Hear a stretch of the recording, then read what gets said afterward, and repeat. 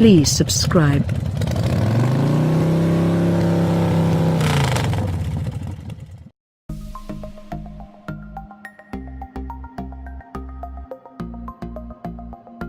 Volvo's three SUVs are all similarly dressed and obviously related.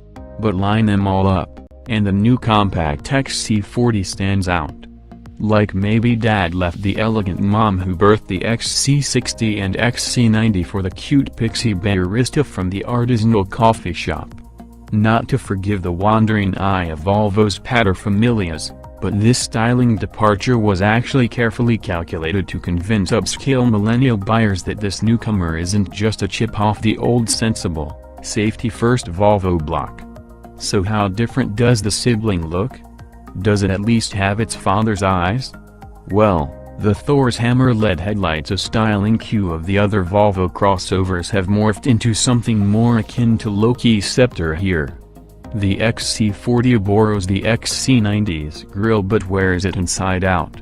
Short overhangs push the wheels to the corners, and the beltline swoops up into a blind spot-inducing C-pillar. But can you see the family resemblance underneath? Sure. To assess the XC40's chances of success, we channeled our inner Gen Y selfie snapper and headed to Barcelona to sample Volvo's most youth-focused car. As the first product from parent company Geely's new CMA small car platform, this is the first 40 series car Volvo has offered on a global basis. It's also the brand's first entry in the fast-growing premium compact crossover space. From an automaker known for building smart, savvy people haulers, expectations for the XC40 are pretty high. Know what else is pretty high? The body. Volvo asserts the XC40 has best-in-class ground clearance and height. The equipment specification is also high for its competitive set, with the safety gear list mostly identical to an XC90's, including pilot assist, adaptive cruise control and lane centering, city safety, run off-road protection and mitigation, cross-traffic alert with brake support, and a 360-degree camera to help drivers maneuver their car into tight parking spaces. The only trim level available for test driving was the range-topping T5 AWD R-Design, and we gravitated to a white one with the molten lava orange carpet and door insert trim, a $100 option on R-Design models only. As with the exterior, the XC40's Sensus vertical iPad-like infotainment screen, AC vent design, gauges, and fonts carry Volvo's clean, modernist look. But the lack of a wood grain trim option and the techie metal trim, not to mention the bright orange carpet, all reflect Volvo's desire to lure the youth. In one sad bit of decontenting, the XC40 substitutes the console-mounted, diamond-milled rotary twist start-stop knob for a plain black button on the center stack. A practical note, nothing is getting lost on this floor or in the gigantic door storage pockets, which benefit from ditching the bass speakers from the lower door trim and replacing them with a single big bass speaker mounted to the firewall just under where the right wiper parks. The interior bristles with other clever storage solutions. There's a retractable hook above the glove box described as a place to hang carry-out food bags. An owner's mom could hang her purse there, too. A console trash bin with a lid comes out for easy emptying, and Volvo introduces its first wireless phone charging dock in the console. The rear cargo floor folds to form a divider, with 3 hinge points that serve as bag hooks. Another pair of bag hooks flank the cargo area for when the floor is left flat. We also like the rigid cargo cover that stows beneath the floor when carrying taller items. In another millennial-alluring touch, the XC40 is designed so that you can assign digital keys to the smartphones of family members, loved ones, or perhaps the occasional renter, for car sharing.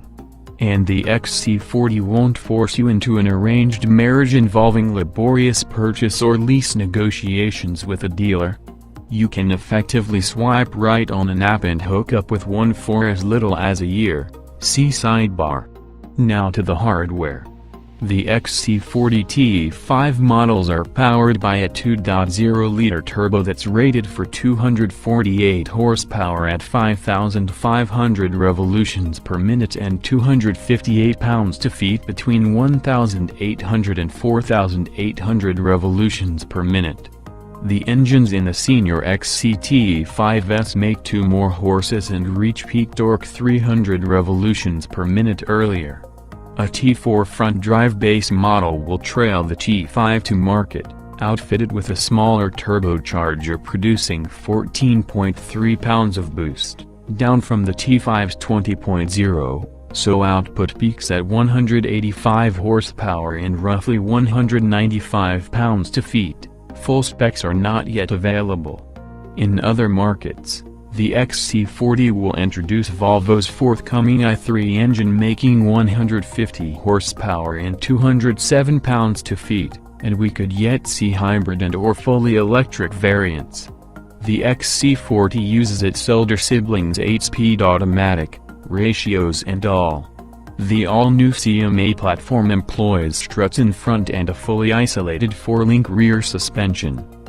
Base cars get twin-tube shocks, and the optional sport suspension, standard on R-Design, gets fancier monotube shocks with stiffer damping and spring rates. An optional 4C active damping chassis will eventually be available with continuously controlled damping courtesy of Tenneco valves on Öhlins dampers. In another departure from Volvo's SPA larger car platform, the electric power steering system's electric motor moves the steering rack via a second pinion instead of via parallel belt drive and worm gears. The effort map looks like a deep notch, ramping up quickly just off-center in each direction. Base cars get 18-inch wheels, and 19s and 20s are optional all-shot-in all-season tires. For the US there's a 21-inch accessory wheel that gets summer tires. So how does it feel, zipping around the twisting Catalonian roads below Montserrat? Compared with an XC60 T5 AWD sampled on these very same roads in May, the XC40 is considerably lighter, nimbler, and more compact. As with the 60 and 90 series Volvos, an XC40 driver can select between eco, comfort, dynamic, off-road, and individual driving modes that tailor the throttle and transmission response, brake and steering feel, all-wheel drive torque bias, and damping level, when so equipped. Dynamic mode brightens up throttle response and sharpens transmission logic quite noticeably, but any variation in steering or brake feel were too subtle to notice on this drive. At one point an aggressively driven older VW GTI gave chase, and we were impressed by the XC40's flat cornering and high levels of grip afforded by the R-Design standard sport suspension. Of course our Euro spec cars were shod in optional 20-inch Pirelli P0 summer rubber. America gets standard all-season fitments, so we should expect more tire squeal and fewer cornering Gs. None of the bumps we encountered with these sport suspenders threatened to knock passengers' phones from their hands. Volvo estimates our XC40 will hit 60 miles per hour in 6.2 seconds, and indeed it feels nearly as quick as our last XC60 T6, which hit 60 in 6.1 seconds. Clearly trimming 600 pounds is roughly equivalent to adding a supercharger, as our XC40's engine is towing just a fraction of a pound per horsepower more weight than its big stepbrother. Bury the throttle to pass a slow-moving local, and revs build quickly and class competitively. But we wish the engineers had better differentiated this engine's sound signature. When it's on the boil, it has the exact same angry horseflies buzz one hears in the big boy XCs. Oh well. Crank up the jams on the Harman Kardons. If our drive raised one caution, it's on the fuel economy front.